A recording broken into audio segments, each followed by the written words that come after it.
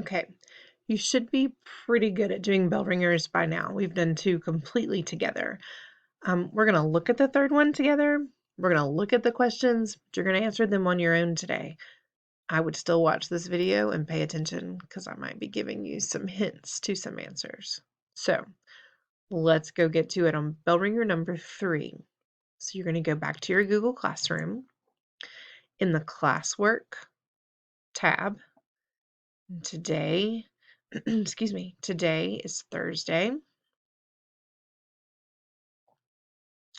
August 20th. Here we are. And there's Bellringer number 3. It says, do I even need to tell you to watch the video first? I didn't think so. So here we go. Bellringer number 3. Same directions. Read the passage carefully. Answer the questions that follow by choosing the best answer choice. Check over your answers before submitting your assignment. Look at the passage. Pretty short and still about Nick volunteering at the animal shelter. Nick volunteered at the animal shelter for 3 months. He learned a great deal about raising puppies and training them. Every time he learned something new, he practiced it. He also told his parents about what he was learning. He wanted to persuade them that he could be trusted with a puppy of his own. One afternoon, Dad picked Nick up from volunteering and asked him how the day went. "Oh, it went great," Nick answered enthusiastically. "They even let me help introduce the dogs to people who want to adopt them." "That's terrific," Dad answered with a grin. "I'm so glad you're getting this experience. You'll need it for our new puppy." "We're getting a puppy?" Nick practically shouted. "That's awesome. I can't wait." If you think you missed something in the story or you didn't understand something, pause the video and go back and read the story again. When you're ready, we'll move on with the questions. We're going to get this question a lot in Bellringer, so I want to talk to you about what this means. Which question would help readers monitor their reading and understand the text? This is kind of a weird way to ask this question, monitor their reading. Basically, it's saying, which question helps you stay on track with your reading? Which question asks you something that's relevant to the reading to let you know that you're understanding what you're reading? For instance, I just read that paragraph about Nick working at the animal shelter, talking to his dad, being excited about getting a puppy. If I ask myself, does Nick have a sister? Would that add anything? Does that have anything to do with the paragraph we just read? It doesn't. Will Nick get to have a puppy of his own? When he's talking about working at the animal shelter and getting to introduce dogs to their new people, does the question, will he get to have a puppy of his own, help you know that what you're reading makes sense? It does. What do cats eat? Does that have anything to do with this passage? Not really. What is the weather outside? Nothing to do with weather in this passage. So I think you know what the answer has to be.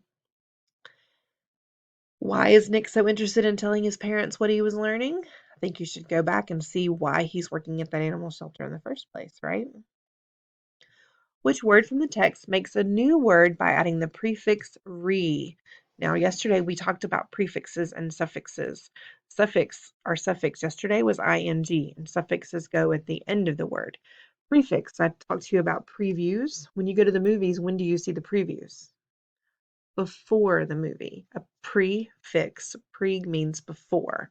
So if I put "re" in front of these words, which word from the text makes a new word by adding "re"? For example, re-grin, re-glad, retold, or re-about. Only one of those is a real word, and I'm not sure. I didn't mean to click on grin. It's not grin. You don't re-grin, you just grin again. Which is a synonym for convince? Synonyms. Synonyms are words that mean the same. One thing I like to do is find the word in the story and see what I can replace it with that still lets it make sense. Let's see. You practice, persuade them. You know what? It's not in this one, is it? But you know what they've done? I think they've put the synonym up here. So let's go back and see. Convince. If I try to convince you that I want a puppy, am I volunteering that I want a puppy? No. If I want to convince you that I need a puppy, am I going to trust you that I need a puppy? No. If I convince you that I need a puppy, am I going to persuade you that I need a puppy? If I'm going to convince you I need a puppy, does that mean I practice you I need a puppy? Persuade seems to be the best answer there. Let's go up and see where persuade is. Every time he learned something new, he practiced it. He also told his parents about what he was learning. He wanted to persuade them that he could be trusted with a puppy of his own. Now, we're trying to say, is persuade a synonym for convince? Do those two words mean the same thing? Let's get rid of persuade and put convince here. He wanted to convince them that he could be trusted with a puppy of his own. Does that work? It does. So persuade and convince are synonyms. Synonym, same. Okay. Which word helps to explain Nick's behavior and mood at the end of the text? Well, at the end of the text, what had just happened? Dad told him, "You'll need it for our new puppy." "We're getting a puppy?" Nick practically shouted. "That's awesome. I can't wait." Is persuade a mood?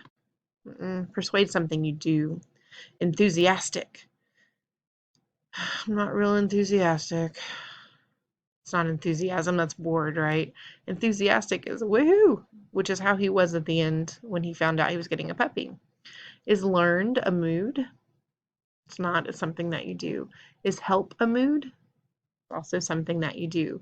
The only thing here that is a mood or helps explain a mood is the word enthusiastic. Enthusiastic is a great descriptor.